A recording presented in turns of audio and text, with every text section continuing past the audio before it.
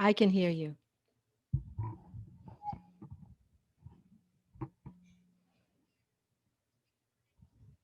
Right.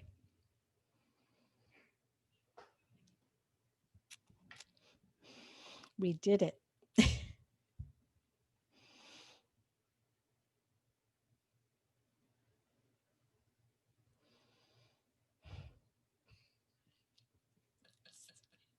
I agree.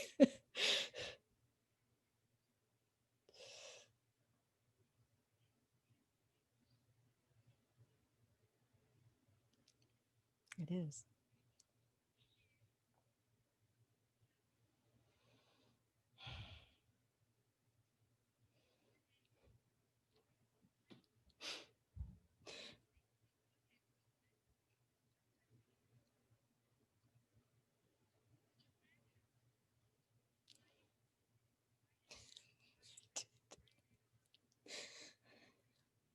Apple.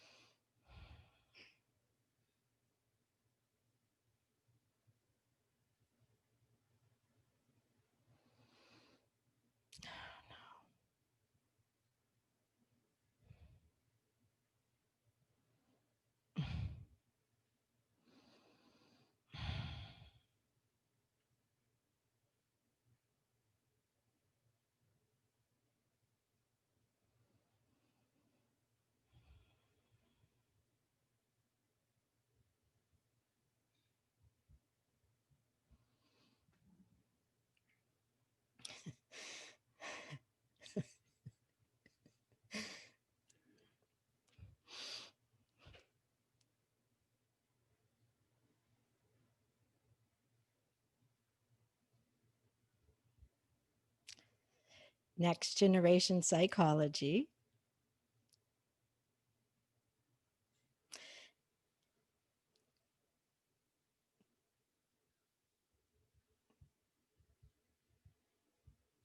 Mm.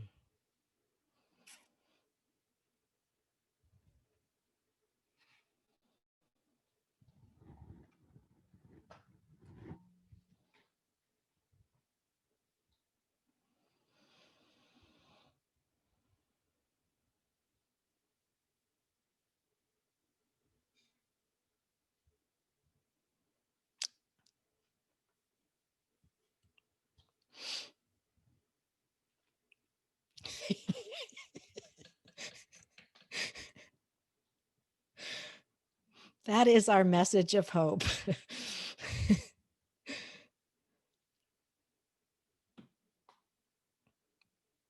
Better.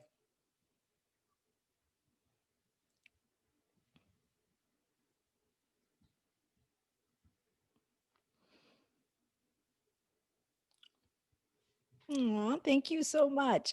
Anna, it's so nice to meet you. And I have been wanting to just share this message of hope with as many people as possible. And I have been a licensed mental health professional for almost 30 years now. And I heard a warning from the CDC, the Center for Disease Control, and it was a couple weeks ago. But they put out a warning in June that I wanted to share. And it is a statistic that suicide right now is double. And I even read one the other day that it's quadrupled.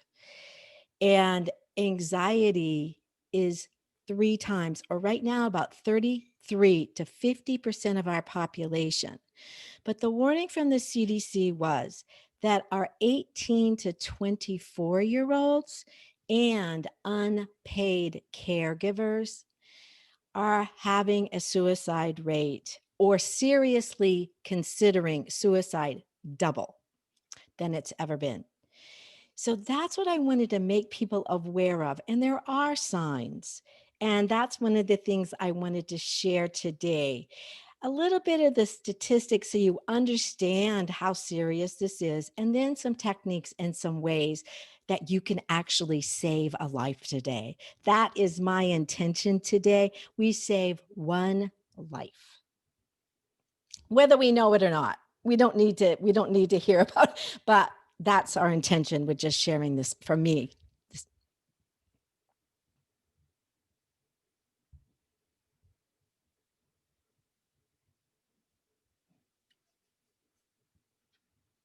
Love to. So a lot of people do feel like that depression is sadness, and it's not. There's a big difference. We go through sadness all the time, on and off, on and off, even if a loss of somebody, it doesn't, it's a grief, and we go through stages of grief, and that's another subject. But depression is certainly a prolonged, deeper, I feel like people describe it as being in a hole they can't get out of, and they just keep digging it deeper and deeper. So there is very specific, symptoms. There's 9, but I want to talk about the signs of actual suicide today. I'd love to talk with anybody anytime, but 75% of suicide victims do display signs or say something or symptoms. And these are some of the awareness that I would really like to talk about. A lot of times there is some preoccupation, and there's actually 10 signs. And I'm just going to kind of go down through these, and please interrupt me anytime you want, Hannah. But a lot of times people do talk about wanting to end their life. And some people think, oh, if they're talking about it, they're not going to do it. You can't count on that. They can, even feel depressed, certainly. If you do notice, I mean, you'll even notice body signs. There's a lot of drooping involved, head down, looking down, face, eyes down, shoulders down. That feeling of hopelessness is one big indicator that, again, and I want to tell you really some things you can say and do too, but I'm going to go through these first because, people, a lot of, I don't know what to say, I might make it worse. You're not going to make it worse. Okay. But they can really feel hopeless, like they have no options. So, options will be a key. Withdrawal from family. And teenagers, they do this anyways, but maybe more of it. Not talking to their friends, withdrawal in teenagers. Reckless behaviors. You might notice more drinking, more drugging, maybe driving a little crazy, anger. And anger is a tricky one because anger is good, because a lot of times depression is anger inward, anger outward at actually what's going on is okay. But rage, I'm talking about out of control anger. That's more an indicator. I don't know what to do. I'm overwhelmed. Seeking firearms, pills, methods that they might use. Just notice again, you can see these things. Changing their will or preoccupation with putting their fears in order, giving things away. But most of all, and the last one here is dramatic change in personality. You really might really notice that one. So, those are some of the predominant signs that you may see. And Joanne, can I interrupt a little bit and ask you? Yes. Um, for example, on social media, there are people that we don't necessarily have a close relationship. Like, we may not even know them in person. I know I have friends that are we're close, but we've never even met. And so, are there any signs that we may notice from people that we may not have like a history with, that we can notice, oh, their personality is changing? Is there anything? Because there are some people that you just come in contact with and you think, well, maybe they're just shy, maybe they're just like a little bit of a hermit, maybe they just not really good being socializing. Is there anything that we can look out for? Uh, Again, I think you might notice it if you looked, but it may not be in your face kind of a thing that you're going to see. It may be subtle, but this would be one of the things that I would recommend you can do. Ask. Ask. You seem different today. Can I call you, offline? Would you like to maybe connect one on one? So, again, we want to give options to people because we don't know what's going on. And on social media, everything is all good and pretty, right? That's what we want to put there. So you really may not be able to tell unless you know how to look behind that facade of happiness. So you might have to just ask, is more going on in your life than you're showing right now? There's something seems different. So it's more, it might be a feeling that you have. Just ask them. The other thing I see is bullying, and it's cyberbullying. And it is more the younger, it doesn't necessarily need to be, but it is I call them kids. Sorry, young adults, but there can be some things like pecking at somebody, and that right now can just be enough to put somebody over the edge. Because when this many things are converging, the virus, economic, not having social connections in school, having a mental illness that maybe was just kind of sitting there, and this was enough to push that over. Family member with a mental illness that now it's pushing them into more difficult divorces in the family. We don't know all of this combination of factors that could be going on. So I think it's asking, and just gently, not acute, you look horrible, not just gently, you just don't seem quite right. Is there something we could talk about a little bit further? And could it be also an offer of, you know, maybe we can, have a Zoom meeting and just chat and just have fun, or maybe just have, a fireside chat, or you don't want to entice people to drink, but I do non-alcoholic. I do happy hours all the time. I host happy hours with my friends so that we can all get together and have a little bit of that social thing. So it could be creating us a happy hour and including someone. And that one thing might make a difference, right? Absolutely. That's beautiful. And I think that's really important. I want you are showing you care. And I think that is one factor right now that we need to just do as much of as we can. I care about you and I want to connect with you. I want you to come join me. The other thing I would like everybody to do is to put this 1-800 number in your phone.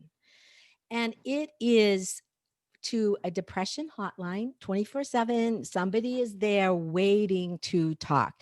And sometimes, even if you're not the person, you could just hit that number, hand them your phone, and go, here, if you're in person. And I'm talking to college age kids for this because, again, they're in that range right now. But it's 1-800-273 8255. And I'm going to repeat that 1-800-273-8255. And there's also a text. You can text TALK, talk, to 741-741. And there's somebody there to text because a lot of the young people text. So no, there are people that want to help. This is maybe a momentary thing they're thinking about. Oh, I don't know what to do. I don't have the money to get back to school. I don't have money to get home. I'm hungry. It could be I'm hungry right now. And they're impulsive and they need just a little something. That's all it is. It's one of the reasons I also put resources up on my website, anxietysimplified.net, for food resources in every state. That there's pantries, there are things you can go to. And from that link, they will tell you something else. If you're hungry right now, there is a lot more food insecurity. I was really pleased that the CDC this week, and I don't have a link to it yet, but put out that you cannot evict somebody now, because that with Congress, they had done that previously, but it ended. So people could get evicted, but it was the CDC now has put out a federal mandate that you cannot evict somebody because of health issues, more homelessness, more sharing of space with family. They see it as a health issue. So you can't be evicted now. Right. That's a good thing. But also, I feel that um, I, there are times when, and you said they're impulsive, right? And I just feel that there are times when, like us this week, right? What it took for us to get on here was a gargantuan effort. And at one point, I was like, maybe I should get a plan B because I'm not sure this is actually going to work. And then I remembered, I teach this. So I thought, no plan B. There's no plan B happening. I'm taking this through the finish line. And here we are. But see, here we are, two mature women who have gone through challenges in our lives that at times have seemed unsurmountable. And this is a topic near and dear to my heart because there was one time in my life that I was at a point where I thought that I had no options. I was looking at three things. I was looking at throwing myself in front of the MTA train, crashing my car against a tree, or looking or a research. I was researching antifreeze because I was going to make sure that my parents weren't going to be left with a burden. And I wanted to make sure that if I did the deed, it would be completely done and I wouldn't end up in a vegetable state. So I was researching this because I was set on this is my only choice. And a miracle happened because a tapping video came up, the Ho'oponopono, and I thought the only thing I can just put these two together, and I tapped an entire night. And then when daylight came, I knew it was over, right? I was not going anywhere.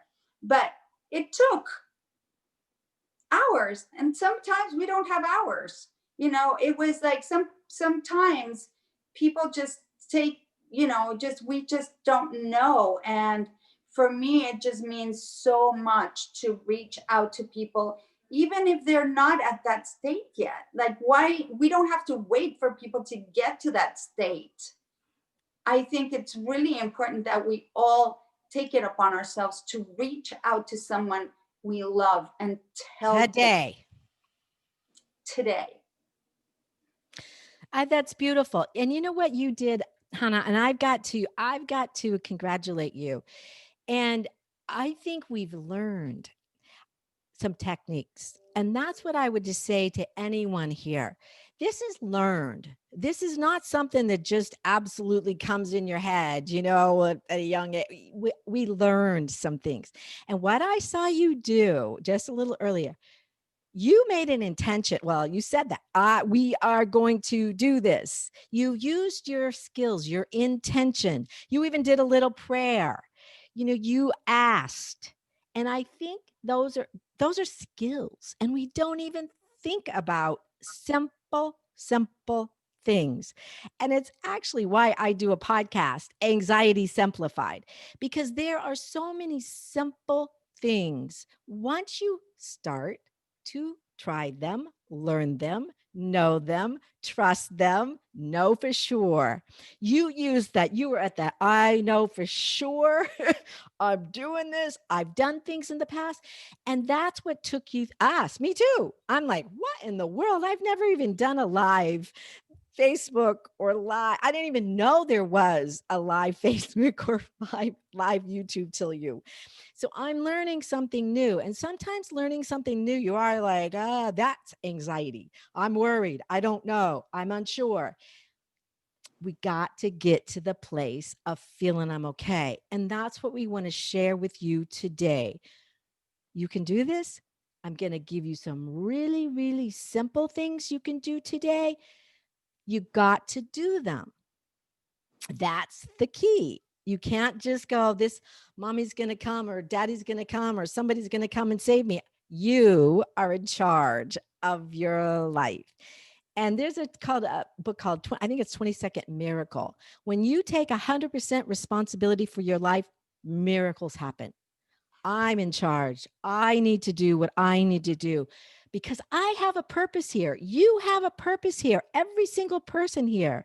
We have something to do here. And if you haven't done it yet, you just may not know what it is. Tap into it and you'll find it. And that would be one of my suggestions. And I've got them up on anxietysimplified.net, a meditation. Simple. Learn a practice of sitting quietly, starting to listen, opening up instead of fast, poor brain. Breathe. Use your breath is one of the best ways to calm down.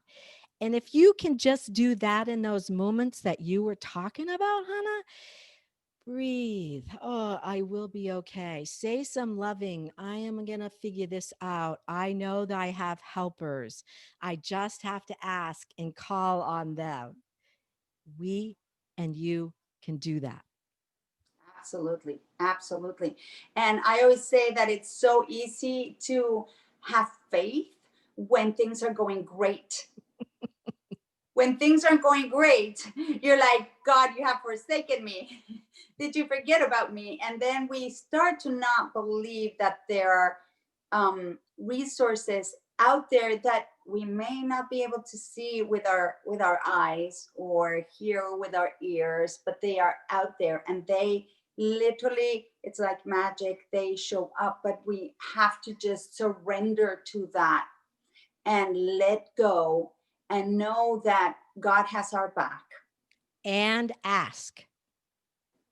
I find, as a therapist, again, I've been a therapist forever. And what I find that people, I'll say, okay, what do you want in your life? Right. And they're like, I don't want to smoke anymore. I don't want to eat too much. I don't want a person in my life that.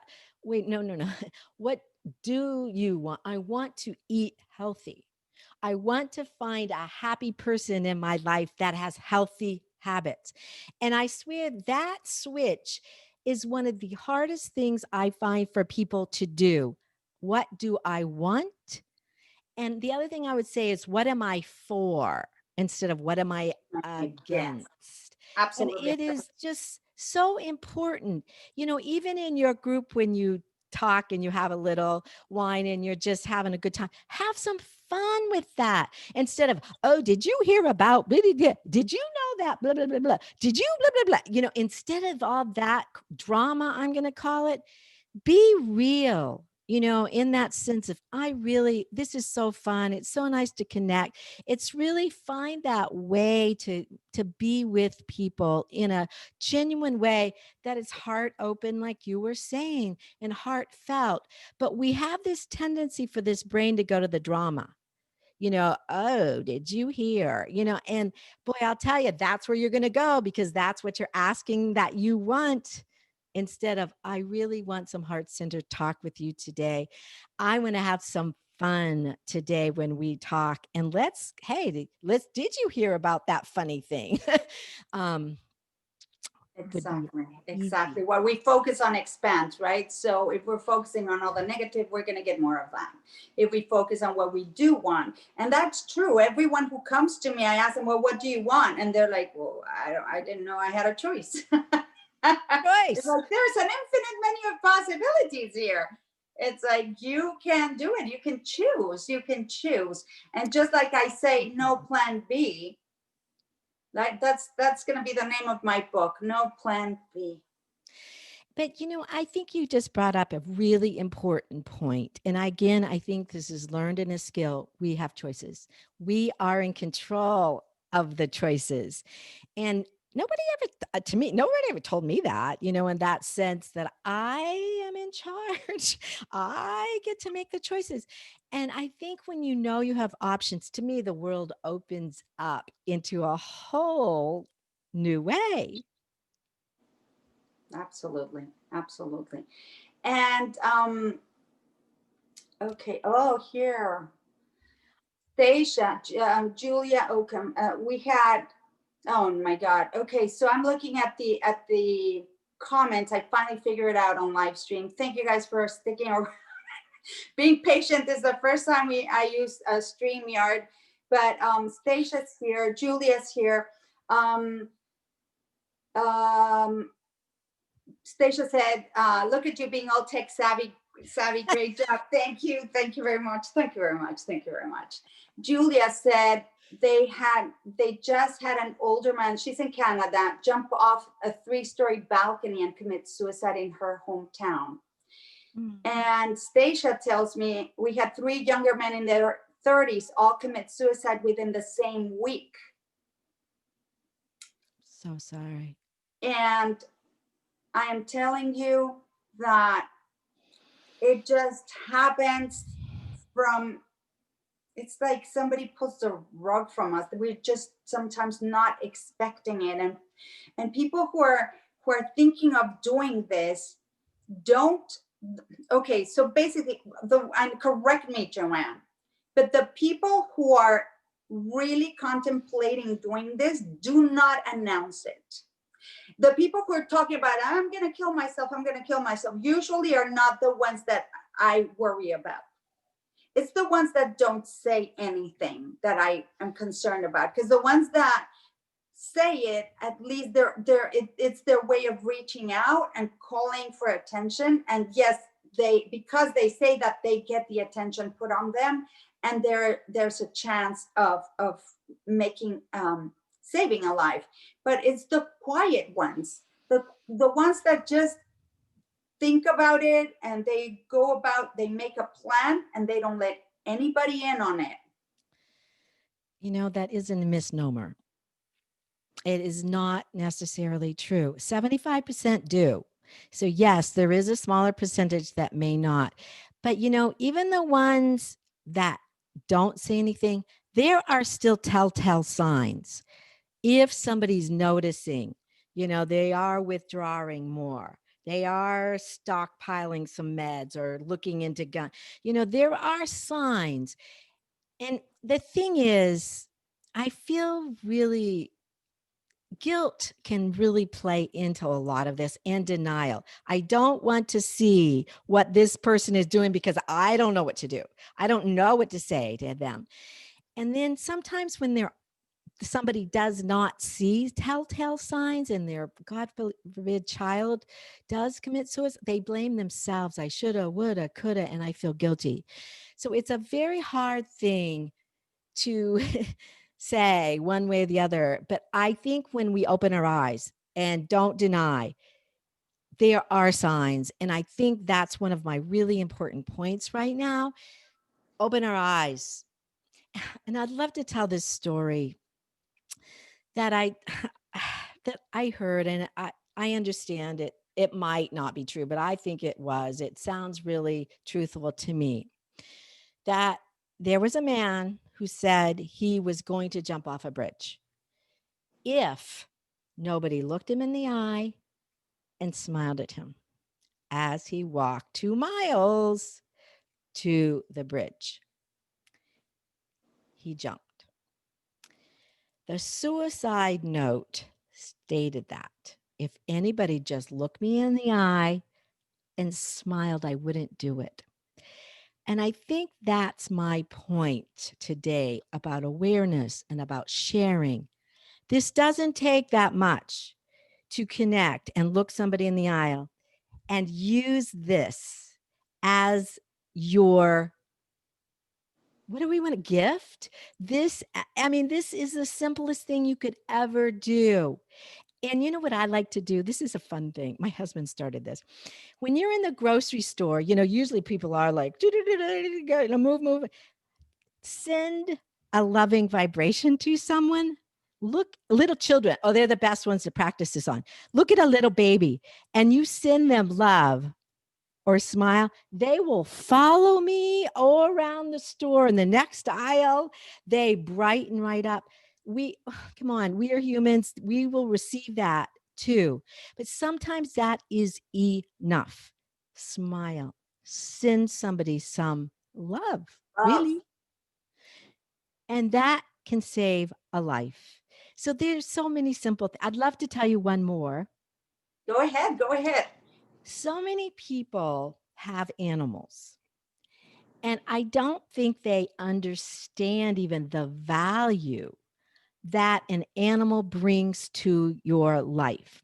One of them was, and I just put this up on iTunes in a podcast. Oh, actually, it's going up next week. The first one is about explaining how an emotional support animal can be helpful for all kinds of emotional issues. I hear it every day. That's become my specialty, is to help people to qualify for a certified emotional support animal so that they can help them in their life, because I've seen it as the best way to ever help with anxiety. But there has been a lot of studies how emotional support animals help with all kinds of things. But one was depression and loneliness. And they showed that actually health is actually better if you have a dog in your life. And with a study for seniors, they went to the doctor 30% less. They had less depression by 25% because they had that animal. That just grabbing, and I'm going to grab my little guy, and petting him 10 minutes can actually lower anxiety Yeah. significantly. So our animals can really, really help us. So if you, and the other category we have not talked about is unpaid caregivers, are Mm. another class that are again already double the rate of suicide than normal. And these are, to me, our grandmother, grandpa, father that's taking care of a sick, spouse, or maybe it's a daughter or a son taking care. Listen, I'm an unpaid caregiver. I'm taking care of my grandson. He's 2. And some days I'm like, oh, okay, well, he's testing me. And I don't know how I'm going to get through the day. I don't know how I'm going to get through the next hour. It's And I so support him, and he's absolutely. fun. It is a lot. And one of the Alzheimer's organizations, this was a few years ago, reported that it's usually a spouse, and I'll mention it's usually the spouse will succumb to the illness before the person with Alzheimer's because of that stress on them, of that caregiving. And now let's put on top of that the isolation that no family members are flying in anymore. There aren't people coming around maybe to help you that day. I just need 15 Nobody minutes. that I like need to go to maybe this. shopping. Yeah, just give me 15 minutes, please. Yeah, if you could have that again. And so I think, again, we've got to ask if you get to that point, how can you ask, that neighbor that, maybe you don't really ask a lot or you don't know that well, or how can you figure something out? Maybe it is somebody else, but we need to be able to help each other in some way in moments. And maybe that 15 minutes, maybe it's a week you need, and that's all. Or maybe it's a day, but you got to figure out what is it that you need Yeah, so maybe that it would be 2 hours just to go have a shower in peace, and it's like if I see that with my grandson, and I'm not having issues with movement with stuff, I can only imagine with someone who is older in years and has their issues of their own, and they have to not pay attention to their own issues because they are taking care of the other person. And I do, if somebody in that situation is watching, obviously you are tech savvy, right? So there are apps. There's, for example, one that I'm on when this whole thing started. It's called Nextdoor, yeah. and I had someone looking for somebody to pick up their food for them. I didn't even have to pay for it. I just I went to this church downtown Philly, picked up a plethora of food that they had, that 2 bags or 3 bags of food. I took it over to this one person that was not allowed to come out. And he texts me once in a while, hey, how you doing? How you doing? He doesn't need that anymore. But that one time could have meant, his brother was in upstate New York freaking out that he couldn't come down and bring the food for his brother. And he said, I said, if anybody needs, and I offered, if anybody needs this, call me. And somebody did, and I was thrilled to be able to do it, right? I've never said it before because I don't like to say those things. I don't want to, but just because it's coming up, you can offer. If somebody needs this, you can put up a piece of paper at the supermarket, in your local supermarket or your corner store. They usually have little boards, and say, if you are lonely, if you need to talk, if you need, put the 800 number. If you are considering taking your life, call this number. There's somebody there that will talk to you. 1-800-273-8255. I Right? have a couple more resources too. I'd love to share for there's the Area Agency on Aging, and it's a national and it's local, but here's a number to call, and they'll send people out. And the number is 202-872-0888. And there's a website. N is in Nancy, four, the number four, and the letter A is in Apple, n4a.org. And that's a place that they can go and again, click on there. There's cities there, and there are people, and you could call that number. They will connect you. They will come out with those resources for you. So again, these are options, but you gotta take the steps to do it to help yourself. And I know a lot of times people just get so overwhelmed. I can't even think. I do not know what to do. That's where you just got to use your mouth, just like you did. I'm going to open my heart to, I need some help. I'm asking God, I'm asking Spirit, I'm asking for whatever right now. And then open and listen. It will come. It is the way that it works.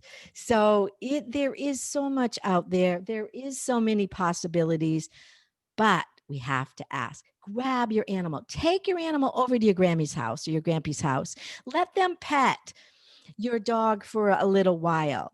Have them call me for an emotional support animal evaluation. People are getting so reassured having that animal available. I'm floored. In 30 years, I've never seen anything like it. Animals help us incredibly. You can find more information again at anxietysimplified.net. And it's just reach out. Reach out, reach out. And Joanne, I would love it if we got all those numbers so that I can post them underneath our live so that people can see them. We'll have it on the live stream on YouTube. We'll have it on the live stream on Facebook, so that if you need those numbers, you can just put them in your phone book. Put them, just because you never know when you're going to need them, either for yourself or for somebody in need. And wouldn't it be nice to have it handy and say, here, let's call this number. I can help you. Da, da, da. No, that's so true. And you can call your police. They will send somebody out for a wellness check as well. If it's your neighbor, you're not sure what's going on, they don't look right, whatever. There is places you can call, or call them and ask, I don't know what to do for my neighbor. So there's really some things that we can all help with. And that is going to be our message of hope today. There are so many choices when you choose life. Choose connecting. Choose to join us. Yes. Oh, Joanne, this has been amazing. I'm sure I'm going to ask you to come back. For Anytime. now, I'm going to go ahead. Hold on. We're going to do our little sound bath meditation. We are running out of time. Joanne has not met Harry before. This is my boyfriend, Harry. This is the person that keeps me that keeps me happy. Good. So we're gonna do that. Let me just go ahead here Thank you so much, Hannah. and we're gonna bring you back at the end of it so we can tell people where they can reach you. And if you could please put your feet flat on the floor, hands, palms facing up on your thighs, straighten your spine. Take 3 breaths in through your nose, out through your mouth with a big exhale. Let it all go. Let all the stress, the fear, the tension, anything that's been bothering you this week, go ahead and let it all go. Surrender it. Turn it over to your God self. Say, take care of it.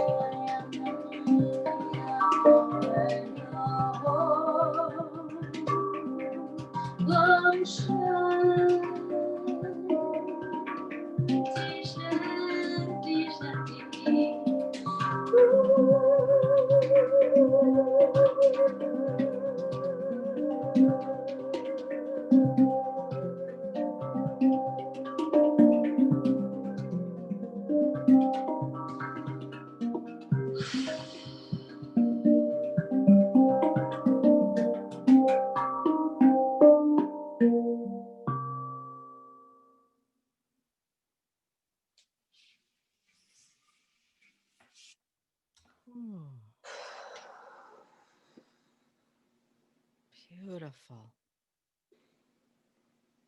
Take a deep breath in through your nose, out through your mouth. Oh, good.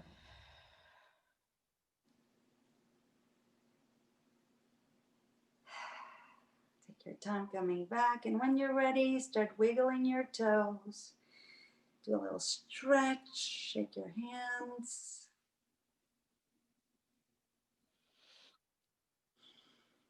And welcome back. Thank you very much for being here. I love you all. Joanne, tell us once again where people can find you, whether for support or for an emotional support dog. A lot of people don't know about me, but I had my own. I just lost her 2 years ago. I might be ready for a new one. We'll see. We shall see if it's in the cards, but it is such a blessing.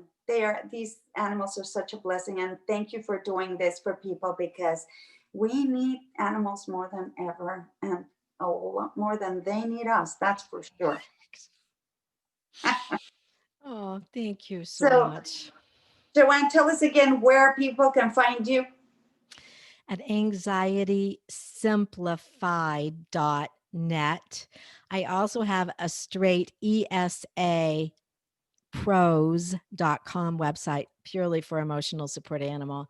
The anxiety.net is more for the podcast, Anxiety Simplified. But you can find me. I would appreciate anything that I can do in any way I can.